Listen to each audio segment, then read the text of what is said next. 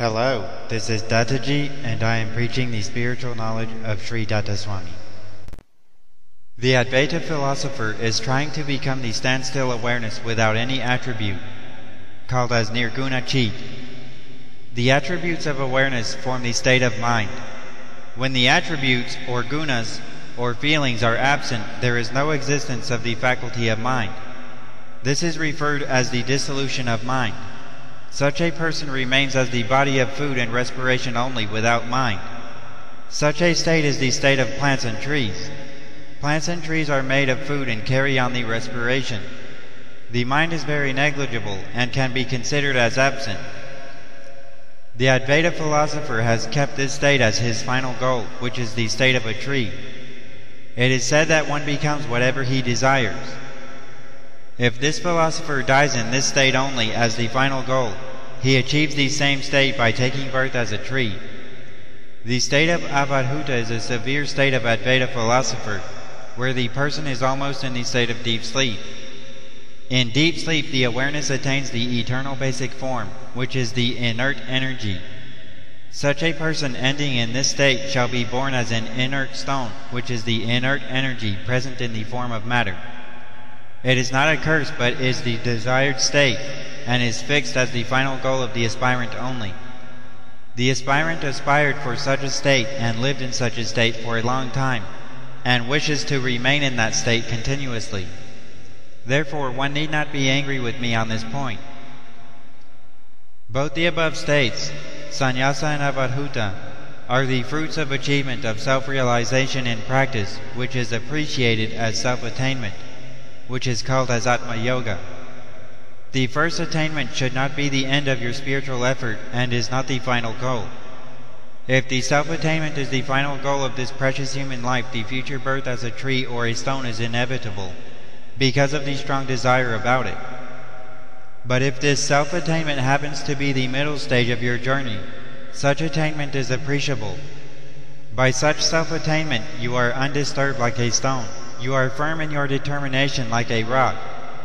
All this state is only a training given to you to make you fit for the service of God. If you end with this training, there is no difference between yourself and a stone. To become a stone is not the final goal. To stand firm like a stone in doing service to God is the final goal. Therefore, after attaining the self, we have to search for the super self, which is available in the human form in your present generation. Then you have to serve him in his mission like a rock. For such dedication you have to withdraw yourself from all the worldly bonds and become like the firm mountain. If you withdraw from all the worldly bonds and remain idle without doing the service to God, then you are just a stone with awareness. What is the use of such withdrawal? You are given training to become a soldier. If you do not become a soldier and fight in the war, what is the use of your training? You should not end with the training. The training must have its application. The self-attainment is training. Its application is the service to God. The all-pervading homogeneous single phase of finest form of inert energy is space. The space has no awareness as per the scientific analysis and as per the practical experience. Then how can we say that awareness is all-pervading? How can we say that this entire world is awareness? The awareness is an available item of the creation. Veda says that no item of the creation is God. The awareness is a special form of energy propagating in the nerves. It is in the form of waves which require space. It is a definable item of space having the 3 geometrical coordinates. The awareness exists in the awakening state and disappears in the state of deep sleep. Thus it is bound by time.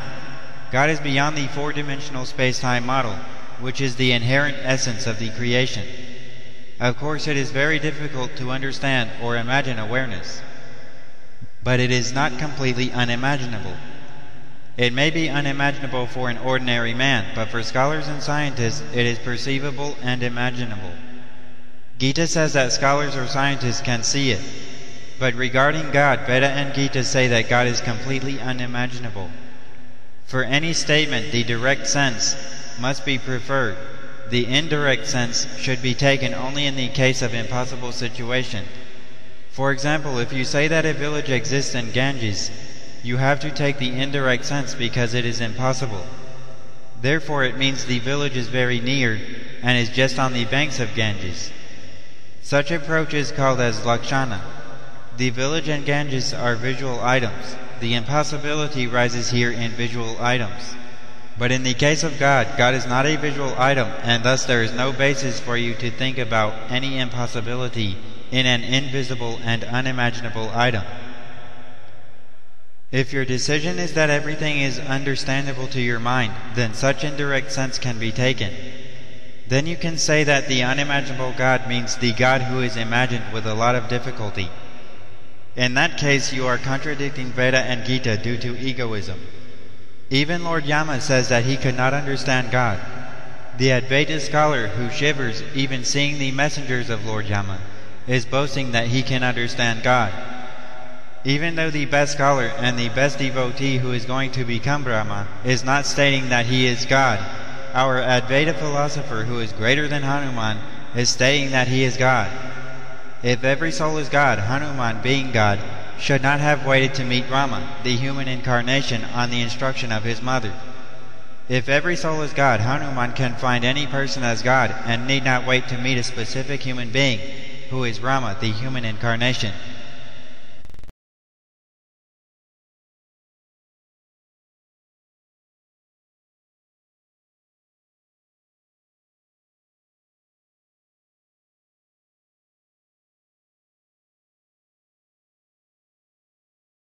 Datta Datta అంటే చాలు, దత్త పిచ్చి ఉంటే చాలు.